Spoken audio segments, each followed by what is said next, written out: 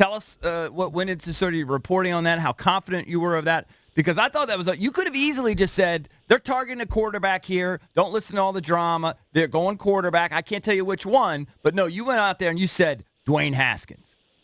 Yeah, well, the chatter about who Washington wanted started back at the Combine when I was talking. I was out there. I was trying to dig up who they were going to go after in the draft. It was really just general conversation. And my takeaway from everybody was that the team as a whole was really into Dwayne Haskins. And, so I started to do a little research on him and obviously realized the connection with Dan Snyder and his son, which, when you talk to people on a national scale about that, they kind of put it to the side. They're like, all right, who cares? So what, his son went to high school with him or a high school near him. Like, that's not that important. And it's funny, I was kind of stomping on the table at ESPN of like, no, that's actually a gigantic element to this, because this shows that this decision in the end really became a personal, emotional connection to the owner of the organization versus this guy is the best quarterback for this offense because of A, B, and C. So once I heard that, I was like, I remember thinking a few weeks before the draft, like I have to Redskins specifically, like, there's definitely going to be some smoke around this fire. And then I got the assignment, and I just kind of dug on it. And it was actually Wednesday morning when I put that report out, and it was kind of funny. Within the buildings of ESPN, hey, we went really hard on that report, how we phrase. And I'm like, I just said to him over the phone, I'm like, Adam, we're good here. They're going Haskins. So he was super supportive about it, but obviously, guys, the big story there was the dynamic within the building. What is your understanding of the dynamic in the war room there? Because we all just assume it's Dan and Bruce doing whatever, but that the real hard work behind the scenes is Kyle Smith and the scouting staff. They're the ones setting the board. I mean, I think that's a matter of record. I don't know where Doug fits in all of this, but what is sort of your understanding of what the dynamic was in the war room? Well, let's work backwards from power. So you have the scouts who, guys, they do so much work all year round. And whether it's travel, preparation, I mean, it's their job to present and set this board and make their arguments and make cases for why certain players should be where. Then you have the coaching staff. You have Jay Gruden, who spends hours and hours and hours looking at tape of all the guys in the draft. From what I learned through the process, he had a big hand in the research and just the time that was put into looking at all these different players. But in terms of who's making the call and the decisions, it's 100% the president of the Redskins, and that's Bruce Allen. And Dan was involved with the first pick. So while we can sit here all day long and give credit to the scouting team and give credit to these coaches, it really didn't matter in the end because Dan Snyder was going to pick who he wanted when it came to the top pick. All right, so what is the game plan then in terms of getting him on the field? We've been kind of debating that. Are they going to sit him? Are they giving him a legit shot to win it week one? Like, what is sort of the plan? I think it's fair game competition. I think we're going to Robert. I think it's you're all going to get the same amount of reps, and we're going to see who falls here. Because, guys, you know what's going to happen. We've been here before.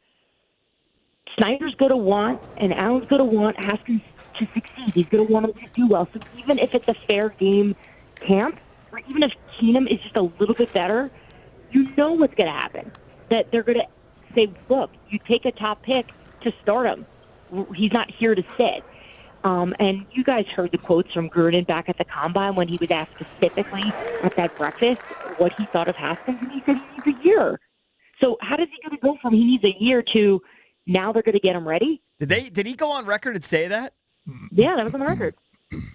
Yeah. Because I was looking up quotes about from because I wasn't at that breakfast, so I wanted to see what he had said about Haskins, and that was one of the things that I'm like, okay, well that's telling. But here's what's cool about Gruden from what I've learned over the years.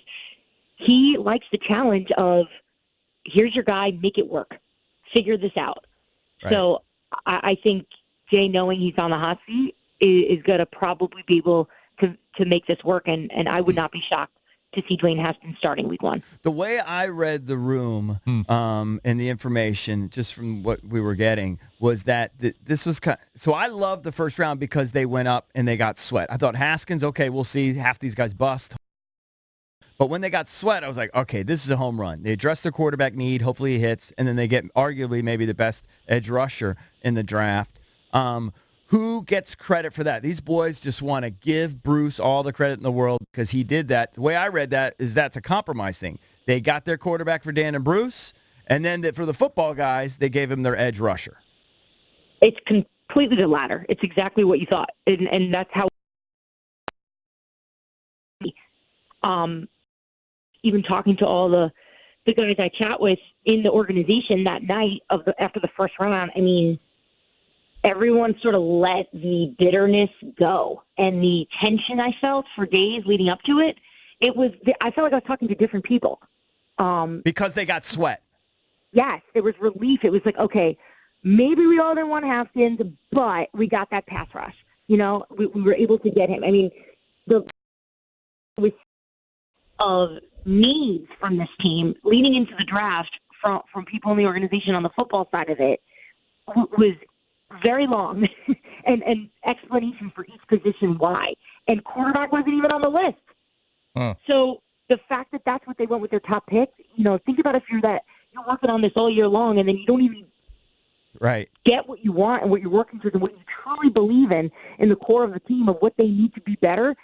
So what was on the list? Tell people what was on the list. Obviously, edge rusher, receiver. It was edge rusher, receiver, tight end, safety, and right guard.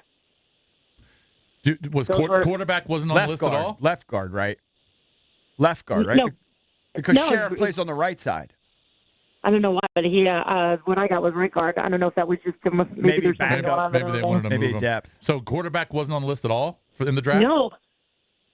No. So they wouldn't have taken a quarterback like in the 3rd round, 4th round?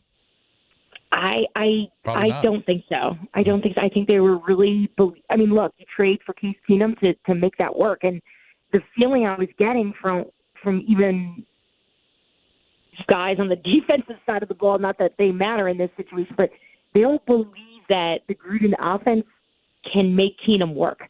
Like, they all thought that, all right, Gruden can make him a 60% quarterback. Like, they could make him be pretty good and make it work, but he's going to need weapons around him. He's going to need support, and that was the hope through this draft. But obviously we have a whole new situation here, and, it's just from a bigger perspective from an outside view here, outside of D.C., the Redskins are in the game now for one of the most interesting teams going into the season.